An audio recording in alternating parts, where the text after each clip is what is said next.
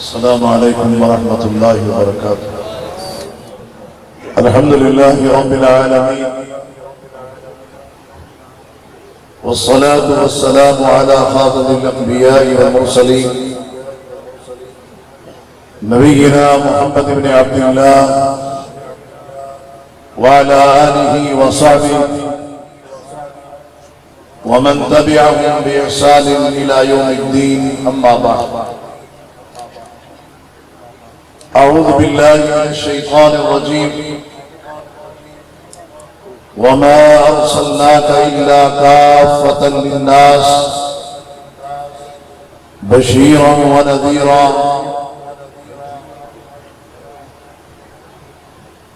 وقال رسول الله صلى الله عليه وسلم: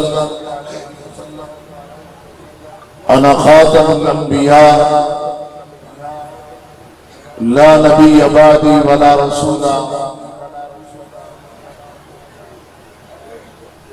مبارکباد کے مستحق ہیں برادر محترم رانا شفیق صاحب عبداللہ عمیر صاحب، صوبائی صدر مولانا محمد عمران بھٹی صاحب، اور ضلع بہاڑی کی متحرک فعال ٹیم. اللہ رب العالمین سب بھائیوں کی کوششوں کو اور آپ کی یہاں آمد کو قبول و منظور فرمائے. ختم نبوت اسلام کا اہم ترین،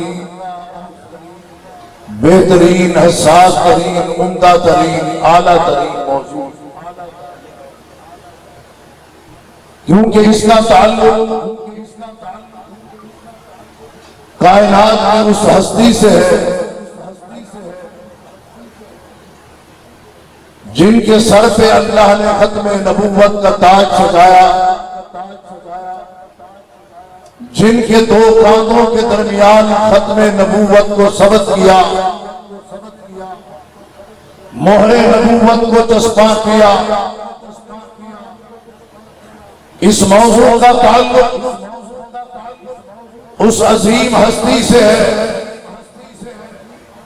جنہوں نے یہ خود فرمایا: انا سید المرسلین ولا فخر، انا خاتم النبیین ولا فخر، انا اقبل شافع و مشفع ولا فخر. لوگوں، تمام انبیاء اور رسل کا میں سید اور سردار ہوں. مجھے اس بات پر فخر نہیں، میں خاتم الانبیاء ہوں. مجھے اس بات پر فخر نہیں، میں وہ ہوں کہ جس نے سفارش کر دی ہے اور ان کی سفارش قبول کی جائے گی، اور مجھے اس پر کوئی فخر نہیں.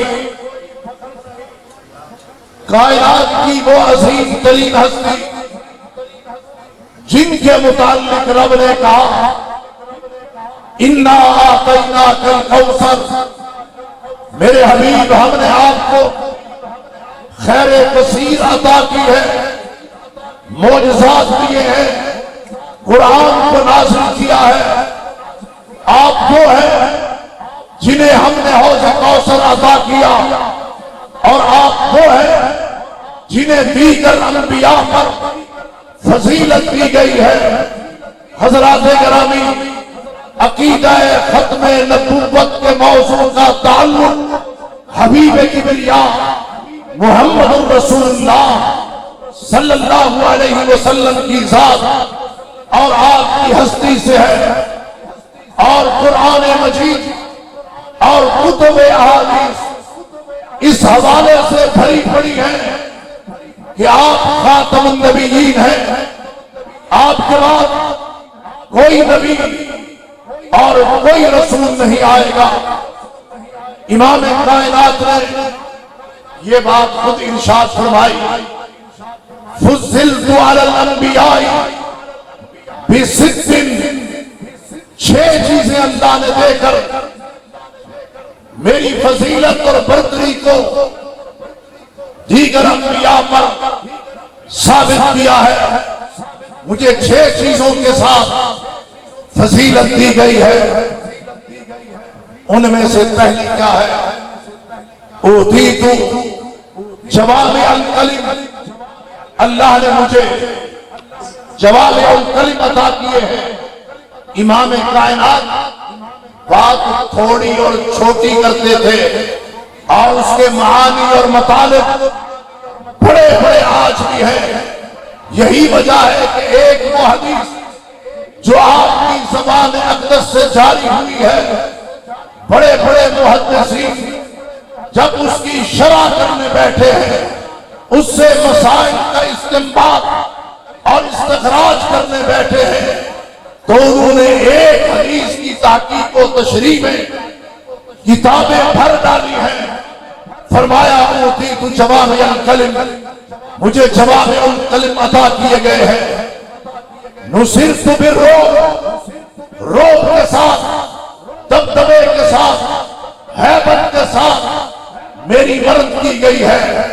اور دوسری حدیث میں ہے نصرت بالرعب مسیرۃ شہر، میں 1 مہینے کی مسافت اپنے دشمن سے دور ہوتا ہوں اور میرا رب میری ہیبت، میری دہشت دشمن پر پہلے طاری کر دیتا ہے۔ اے امت مسلمہ، اے بہاڑی کے غیوروں، پورا بالا کے پاسیوں، ذرا ہم اپنے آپ کو پہچانے۔ ہم اپنی پہچان کھو بیٹھے ہیں۔ ہم اس پیغمبر کی امت ہے جس پیغمبر کی ہیبت، دہشت اور دبدبہ کائنات کے کافروں پر 1 مہینے کی مسافت کے فاصلے پر ہوا کرتا تھا، اور اس وقت فتوحات کے دروازے بھی کھلتے تھے اور عزت و وقار بھی عطا کیا جاتا تھا۔ ہم آج بھول چکے ہیں کہ ہم کس پیغمبر کی امت ہے۔ ہم نے پیغمبر کے راستے کو چھوڑا، پیغمبر کے منہج کو چھوڑا، پیغمبر کے طریقے کو چھوڑا، پیغمبر کے جہاد کو چھوڑا، پیغمبر کی دعوت کو چھوڑا۔ آج دنیا کے اندر ذلیل و رسوا ہوتے ہوئے رعب کے ساتھ میری مدد کی گئی ہے۔ رعب کے ساتھ رب مدد بھی ان کی کرتا ہے جن کے عزائم بلند ہوتے ہیں، جن کے اندر ولولے تنتنے جذبے ہوتے ہیں، جن کے اندر شہادت کا شوق اور جہاد کا جذبہ ہوتا ہے۔ اللہ انہی کی ہیبت پیدا کرتے ہیں۔ وہ رعب، وہ ہیبت جو اللہ کے نبی کے دور میں تھی، قرون اولیٰ کے دور میں تھی، ابو بکر عمر اور عثمان کے دور میں تھی، اور خلافت اسلامیہ کے ہر دور میں رہی ہے۔ آج کیا وجہ ہے؟ وہ رعب کہاں چلا گیا؟ اس رعب کی جگہ پر آج ذلت آ چکی ہے۔ وہ وقت تھا جب عزتیں آبروئے محفوظ تھی، آج عزتیں لٹ رہی ہیں۔ چادر و چار دیواری کا تقدس پامال ہو رہا ہے۔ وجہ کیا ہے؟ ہم نے عزتوں، عفتوں، عظمتوں، شجاعتوں، بہادریوں کے راستے کو چھوڑا ہے۔ اللہ نے ہمارا رعب اور دبدبہ بھی ختم کر دیا۔ پھر آپ نے فرمایا احلت لی الغنائم، میرے لیے غنیمتوں کے مال حلال کر دیے گئے۔ اللہ کے نبی صلی اللہ علیہ وسلم جس کسی علاقے پر چڑھائی کرتے تھے، مقابلہ ہوتا تھا تو غنیمتوں کا مال ملتا تھا، اور اگر وہ لوگ ٹکراؤ نہیں کرتے تھے، بھاگ جاتے تھے، فے کا مال ملتا تھا۔ اور اگر جانوں کی امان اور اپنی عزتوں اور مال کی پناہ طلب کرتے تھے تو ان سے جزیہ وصول کیا جاتا تھا، 3 طرح کا مال مسلمانوں کے خزانوں میں آتا تھا، یا غنیمتوں کا مال، یا فے کا مال، یا جزیے کا مال آتا تھا۔ اس وقت کشکول نہیں تھے، اس وقت بھکاری نہیں تھے، اس وقت سوالی نہیں تھے، بلکہ لوگ اپنی جانوں کی پناہ بھی اور اس کے ساتھ ساتھ اپنے مالوں کا یہ تحفظ کا سوال بھی کرتے تھے۔ فرمایا احلت لی الغنائم، میرے لیے غنیمتوں کا مال حلال کر دیا گیا ہے۔ حضرات گرامی، یہ مال کہاں سے ملتا ہے؟ سوالی بن کے ملتا ہے، بھکاری بن کے ملتا ہے، یہ کس طرح ملتا ہے؟ ذلیل ہو کے ملتا ہے؟ نہیں، یہ جہاد سے ملتا ہے، یہ قتال فی سبیل اللہ سے ملتا ہے۔ اللہ نے اس امت کا رزق تلوار کی نوک کے نیچے، نیزے کی نوک کے نیچے رکھا۔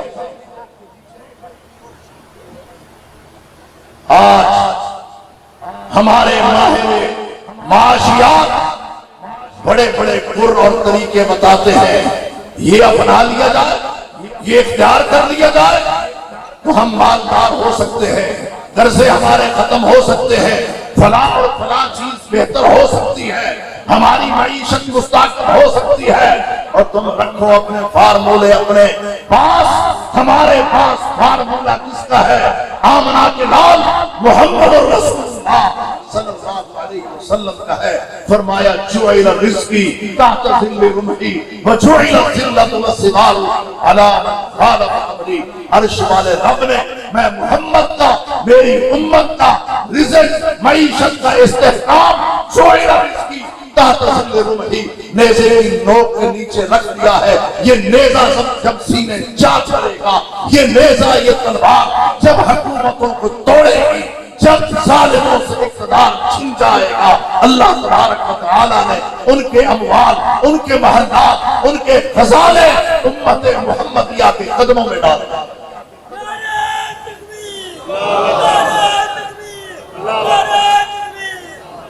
احلت لی الغنائم، میرے لیے غنیمتوں کے مال حلال کیے گئے۔ مسلمان حکمرانوں میں، ہمارے حکمرانوں میں جرت ہوتی، غیرت ہوتی، جہاد کا جذبہ ہوتا، آج سودی قرض بھی نہ ہوتا۔ سر پہ چڑھا ہوا ہے نا، کیوں چڑھا ہوا ہے؟ ہم نے کسی سے کیا جنگ کرنی ہے؟ ہم نے کسی سے کیا لڑائی کرنی ہے؟ ہم نے قادیانیوں کا کلا کما کیسے کرنا ہے؟ کبھی آپ نے سوچا کہ حکمرانوں کی خیر کیوں نہیں چاہتا؟ وجہ کیا ہے؟ ختم نبوت کا معاملہ ہو، یہ بیدار نہیں ہوتے، ان کی غیرت نہیں جاتی۔ کیوں نہیں جاتی؟ مولانا بڑی اہم بات ہے، اس مسئلے پر ان کی غیرت تو تب جاگے جب ان کی اللہ اس کے رسول سے جنگ نہ ہو۔ یہ تو اللہ اس کے رسول سے جنگ کر کے بیٹھے۔ اتقوا اللہ وذروا ما بقی من الربا ان کنتم مؤمنین۔ ایمان کا دعویٰ کرنے والوں، اتقوا اللہ، اللہ سے ڈرو، وذروا ما بقی من الربا، جو بقیہ سود ہے اس کو چھوڑو، ان کنتم مؤمنین، اگر تم مومن ہو، فَإِن لَمْ تَفْعَلُوا، تم باز نہ آئے، فَأَذَنُوا بِحَرْبٍ مِّنَ اللَّهِ وَرَسُولِهِ، پھر تمہارا کھلا اعلان جنگ ہے۔ کس سے؟ اللہ سے، اس کے رسول سے، اور اللہ اس کے رسول سے۔ جب تم جنگ کرو گے تمہاری معیشت کا بھی بیڑا غرق ہوگا، تمہارے اقتدار کا بیڑا بھی غرق ہوگا، تمہارے ایوانوں کا بیڑا بھی غرق ہوگا، اور تمہاری عوام کا بیڑا بھی غرق ہوگا۔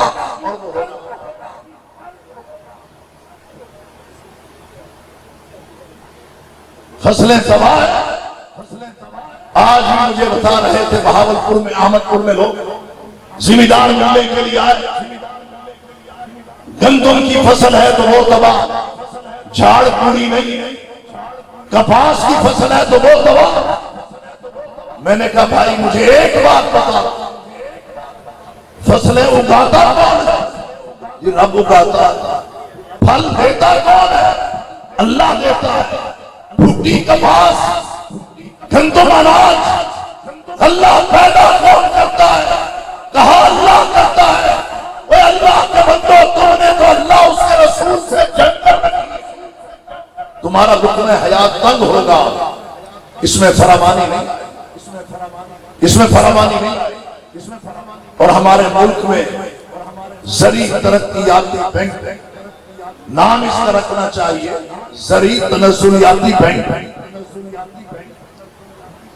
بورے والا کے لوگوں، بہاری کے لوگوں، ایک وقت تھا تمہاری کپاس عالمی منڈی میں لوگ ہاتھوں میں اٹھا اٹھا کے دیکھتے، دودھ سے زیادہ سفید ہوتی، اس کا معیار ہوتا۔ آج کیا وجہ؟ اس ساری ترقیاتی بینک سے ٹریکٹر لیتے ہیں تو سود پہ، بیج ہے تو سود پہ، کھاد ہے تو سود پہ، سپرے ہے تو سود پہ، پانی ہے تو سود پہ۔ اللہ اس کے رسول کے خلاف جنگ ہے۔ یہی وجہ ہے کہ فصلوں میں امریکی سنڈی ہے اور حکومتوں پر امریکہ کا تسلط۔ لمحہ فکریہ، ہاں حلال روزی چاہتے ہو، معیشت کا استحکام چاہتے ہو، خزانوں کو بھرا ہوا دیکھنا چاہتے ہو، ملک کے اندر خوشحالی چاہتے ہو، امن و امان چاہتے ہو، فساد کا خاتمہ چاہتے ہو، تو آ جاؤ اس راستے کی طرف۔ جہاد فی سبیل اللہ۔ پھر کیا ہوگا؟ غنیمتوں کے مال آئیں گے، جزیے آئیں گے، فے کا مال آئے گا۔ اور اللہ کے حبیب نے کہا احلت لی الغنائم، عرش والے رب نے مجھے یہ فضیلت دیگر انبیاء پر دی ہے۔ اس دور میں غنیمتوں کا مال حلال نہیں ہوتا تھا، عرش والے رب نے میں محمد اور میری امت کے لیے حلال تھا۔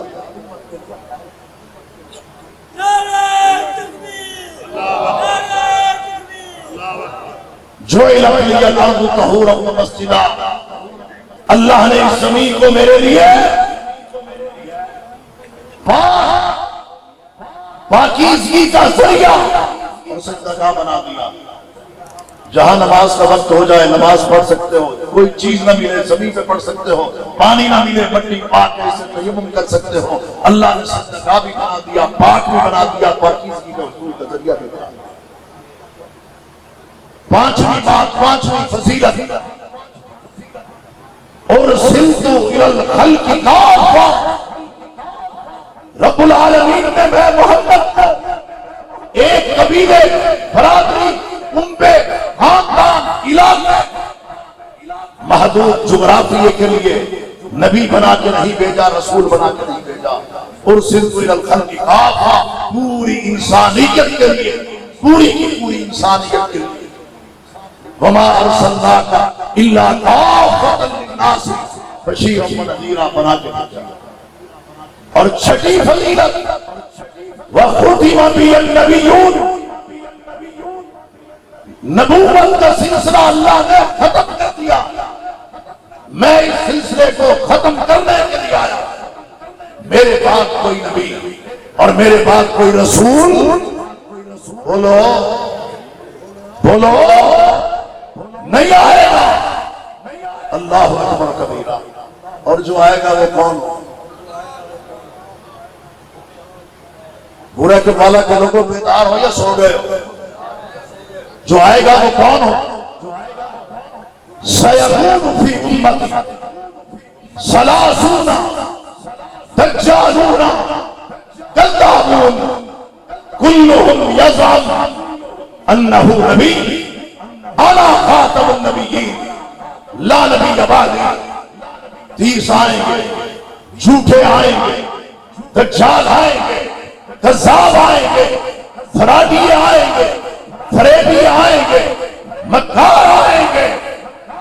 ہر ایک ان میں سے نبوت کا دعوے دار ہوگا، مگر میری امت کے لوگوں یہ بات یاد رکھنا، یہ سارے جھوٹے ہوں گے، میں سچا ہوں، خاتم النبیین ہوں، میرے بعد کوئی نبی نہیں۔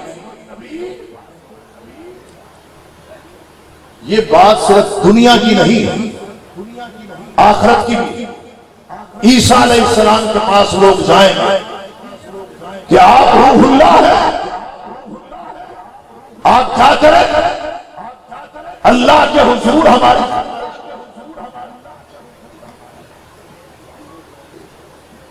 تقریر ہو گئی۔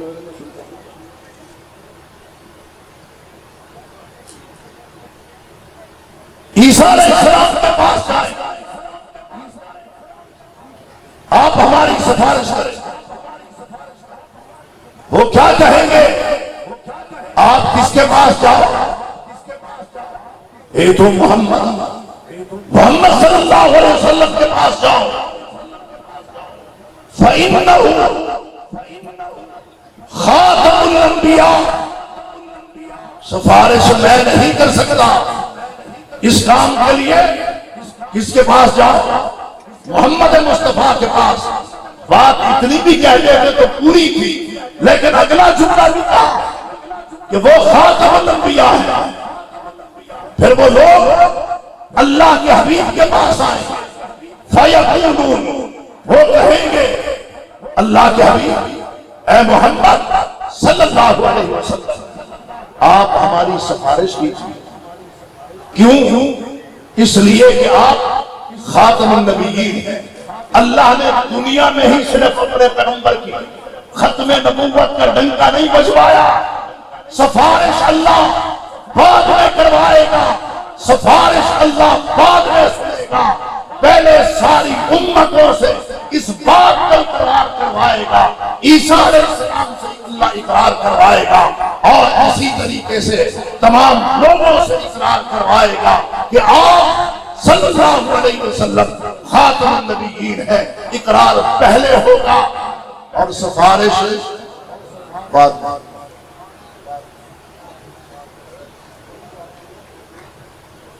اس نقطے کو پلے باندھ مرزا قادیانی آئے، کہتے ہیں جناب یہ نبی، یہ کیا ہے جی یہ نبی؟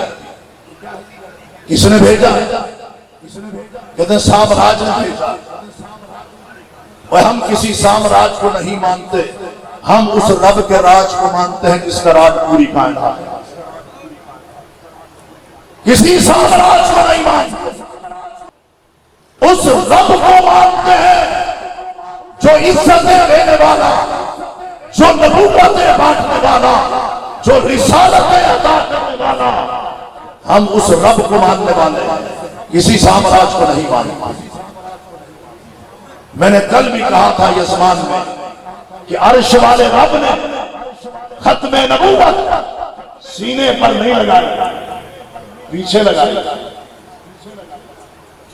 سیدنا سعد بن یزید کہتے ہیں نظر تو میں نے اپنی آنکھوں سے دیکھا ہے، بین کتفی، آپ صلی اللہ علیہ وسلم کے دونوں کاندھوں کے درمیان پیچھے کی طرف مہر لگی تھی، ذروۃ الحجرہ، کبوتری کے انڈے کے سائز کی۔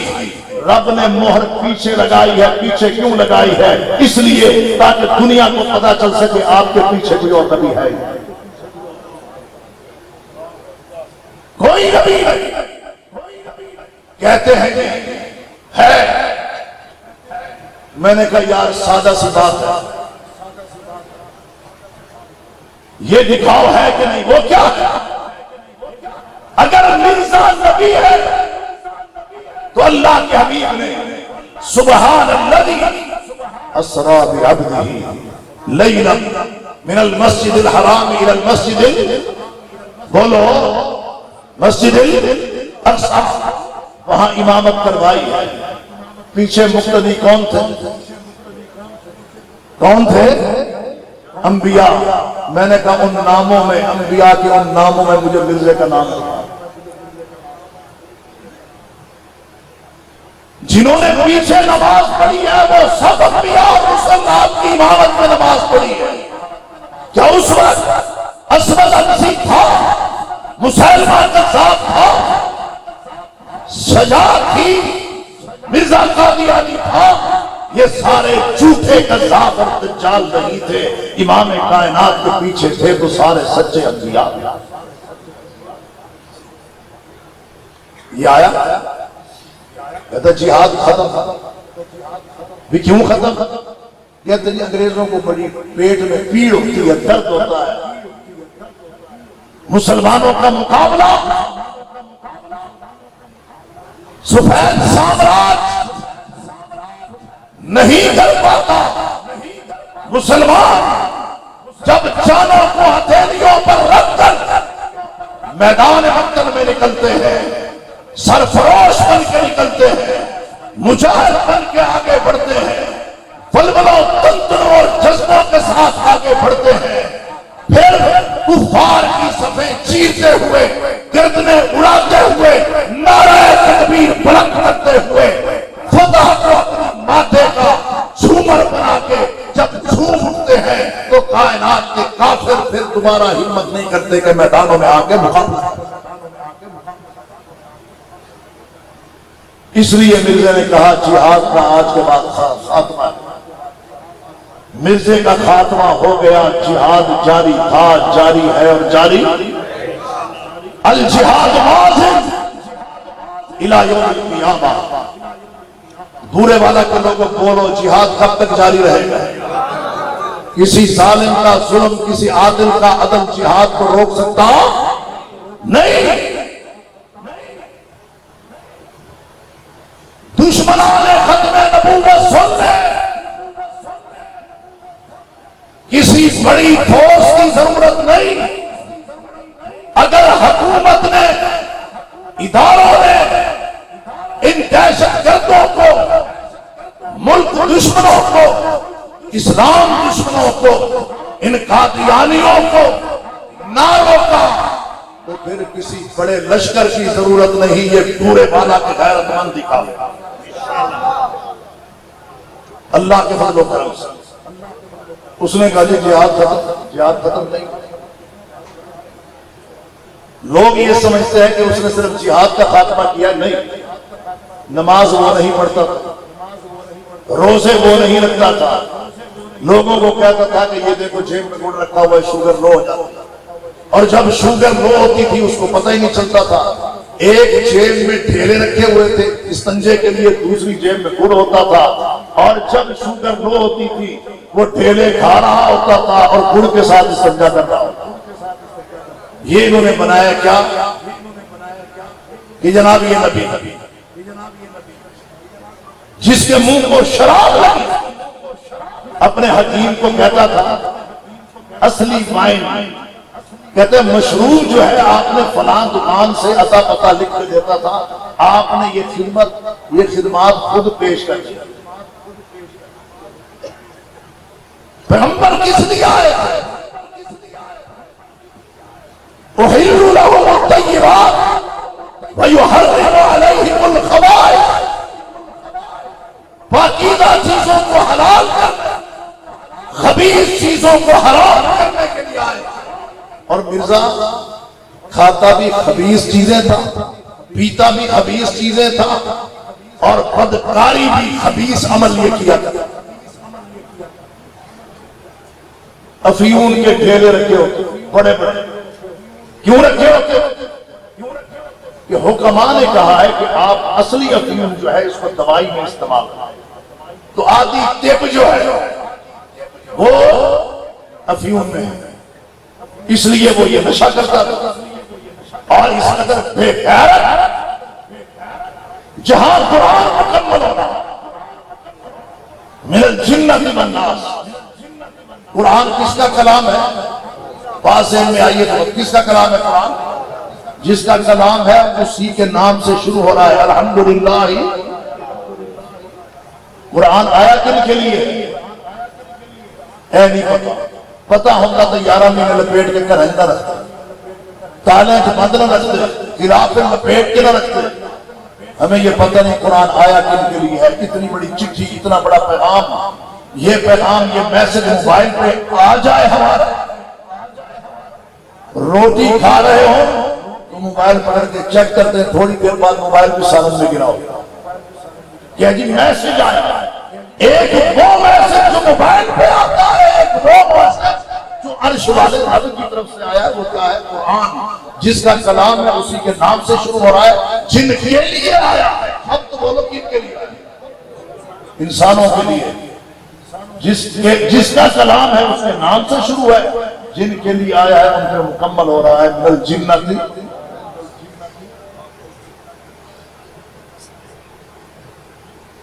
سورہ الناس کے بعد یہ مرزا کیا کرتا ہے؟ قرآن کی توہین کرتے ہوئے اس کے بعد قوت فہم کے نسخے لکھنا شروع کر دیتا ہے۔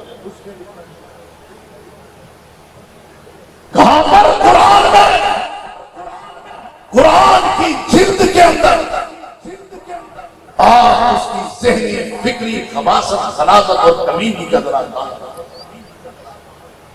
اور یہ لوگ قطعی طور پر نہ مسلمانوں کا جزء، نہ مسلمانوں کا حصہ، نہ مسلمانوں کے ساتھی، اسلام، عالم اسلام، امت مسلمہ اور اسلامی ممالک کے صفحے اول کے دشمن ہیں، تو وہ قادیانی ہیں۔ اور یہ قادیانی در حقیقت یہودیوں کے بغل بچے اور ان کے پالتو کتے،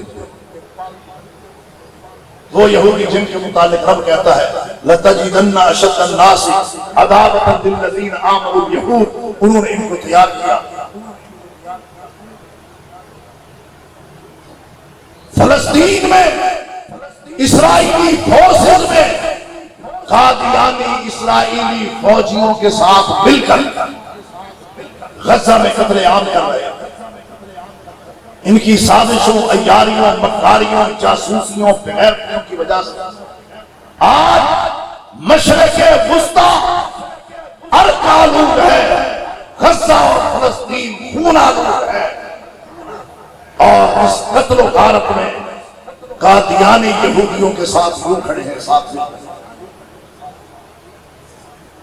آج وہاں پر جو اسپتال گر گئے، مکان گرا دیے گئے، واٹر سپلائی لائن کاٹ دی گئی، بجلی کا سلسلہ بند کر دیا گیا، خیموں میں بسنے والے لوگ ان پر بمباریاں کی گئی، یہ سب کچھ ہوا ہے جہاں اسرائیل کے ساتھ دنیا کے 20 بڑے ممالک ہیں، وہاں پر یہ ملعون قادیانی، یہ امت مسلمہ کے دشمن، یہ عقیدہ ختم نبوت کے ڈاکو ان کے ساتھ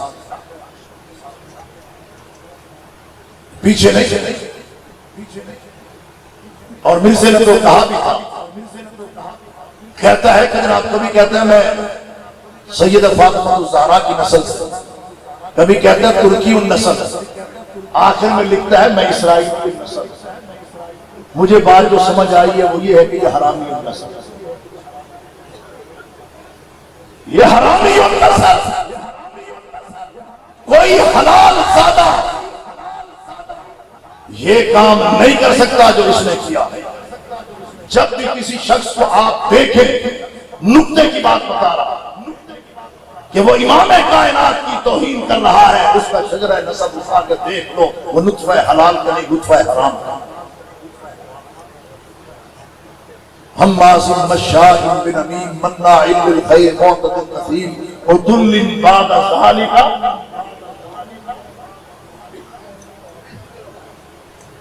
پورے مالا کے سٹیج پر کھڑے ہو کے میں نے حرام زادہ کہا، مولانا منصور صاحب نے پیچھے سے خطبہ دیا ہے، جینون اوریجنل، کہتے ہیں اسرائیلی نسل، بھی بات تو ختم ہوتا، قادیانی اسرائیلی ہے، ہم محمدی ہیں اللہ کے فضل و کرم سے۔ اور یہ وہ غلیظ، بدتمیز، بدعقیدہ طبقہ ہے جس نے اللہ کی توحید پہ ڈاکہ ڈالا، عقیدہ ختم نبوت پہ ڈاکہ ڈالا، ازواج مطہرات کے متعلق بد زبانی کی، اور جنہوں نے امت مسلمہ کے متعلق یہ بات، ان کا الفضل رسالہ اٹھا کے دیکھ لیجئے، اس نے کہا وہ وقت دور نہیں کہ جب ہم فتح یاب ہوں گے، اور ہماری فتح یاب ہونے پر یہ مسلمان مجرموں کی طرح ہمارے سامنے پیش ہوں گے، اور ہم ان کا حال و حشر وہ کریں گے جو ابو جہل کا۔ مسلمانوں کو جہاد سے روک رہے ہیں اور خود اسرائیلی فوجیوں کے ساتھ مل کے قتل و غارت کر رہے ہیں۔ اگلی بات بھی سن لیں، اسرائیل کا جو یہ خواب ہے، گریٹر اسرائیل، عظیم اسرائیل، قادیانیوں کے ساتھ جس میں حرمین شریفین بھی، پورے کا پورا گلف بھی ہے، وہ یہ خواب دیکھ رہے ہیں کہ یہ ہمارا ہے، ہم نے اس پہ قبضہ جمانا۔ یہ پروگرام بنا کے بیٹھے، یہودی ان کے ساتھ، قادیانی ان کے ساتھ ایک دوسرے سے ملے۔ میں نے جس طرح عرض کیا امت مسلمہ کے انبیاء کے عیسیٰ علیہ السلام کے بارے میں یہودی منکر، قادیانی ان کے ساتھ، وہ عیسیٰ علیہ السلام کے متعلق یہ ذہن رکھتے ہیں کہ وہ قتل کیے گئے۔ مرزا قادیانی اس پہ فخر کرتا ہے، یہودی یہ کہتے ہیں کہ عیسیٰ علیہ السلام صلیب پر مار دیے گئے۔ بانی قادیان اس پہ فخر کرتا ہے اور مزید لکھتا ہے، جگر تھام کے سن لو، مزید یہ لکھتا ہے کہ اگر یہودی بیت المقدس کے اس لیے متولی نہیں بن سکتے کہ وہ عیسیٰ علیہ السلام کو نہیں مانتے، اور عیسائی اس لیے متولی نہیں بن سکتے وہ محمد رسول اللہ کو نہیں مانتے، تو جو غیر احمدی ہیں وہ کیسے متولی بن سکتے ہیں؟ ان کے نزدیک یہ ہے کہ جو احمدی نہیں ہے وہ مسلمان بھی، لہذا یہ بات ذہن نشین کر لیجیے کہ عقیدہ ختم نبوت کا تحفظ عالم اسلام کا تحفظ ہے، عقیدہ ختم نبوت کا تحفظ اپنی جان و مال و عزت و آبرو کا تحفظ ہے، عقیدہ ختم نبوت کا تحفظ اپنی چار دیواری، چادر عزت کا تحفظ ہے، عقیدہ ختم نبوت کی حفاظت اپنے دین و دنیا کی حفاظت ہے۔ اس عقیدے کو ہاتھ سے نہ نکلنے دینا۔ یہ شکاری، یہ قادیانی، یہ بھیڑیے اس وقت ہمارے ملک میں گھوم رہے ہیں اور اپنے ہیڈ کوارٹر ربوہ سے، جس کی اٹیچمنٹ تل ابیب اسرائیل کے ساتھ گٹھ جوڑ کر کے لوگوں کا ایمان اور عقیدہ برباد کرنے پر تلے ہوئے ہیں اور ہمارے نوجوانوں کا شکار کرنا چاہ رہے ہیں اور کر رہے ہیں۔ ہمارے تعلیمی اداروں پر یہ ڈاکو ڈاکہ ڈال کے بیٹھے ہیں اور ہماری معیشت پر، ہماری عسکریت پر، ہماری سیاست پر، ہماری تعلیم اور تعلیمی اداروں پر آج یہ بھوکے بھیڑیے کی طرح ٹوٹ پڑے ہیں، اور یہ وقت ہے کہ اپنی نسل کو بچا لو، ان کے ایمان اور عقیدے کا تحفظ کر لو، اور بیرون دنیا تعلیم کے حصول کا لالچ دے کر اور شادی کا لالچ دے کر اور نوکری کا جھانسا دے کر عقیدہ لوٹتے ہیں، ایمان لوٹتے ہیں، اسلام لوٹتے ہیں، دنیا و آخرت دونوں برباد کرتے ہیں۔ پورے والا کے غیرت مندوں، میں آپ سے پوچھنا چاہتا ہوں، کیا آپ عقیدہ ختم نبوت کے پہرا دار بن کے کھڑے ہو گئے یا نہیں؟ ہاتھ کھڑے نہیں ہوئے، ذرا کھڑے ہو کے بتاؤ، اور گھروں کی پیشانیوں پر، فیکٹریوں کارخانوں کے کھیتوں پر یہ آیت لکھ دو، ما کان محمد ابا احد من رجالکم ولکن رسول اللہ وخاتم النبیین وآخر دعوانا ان الحمدللہ۔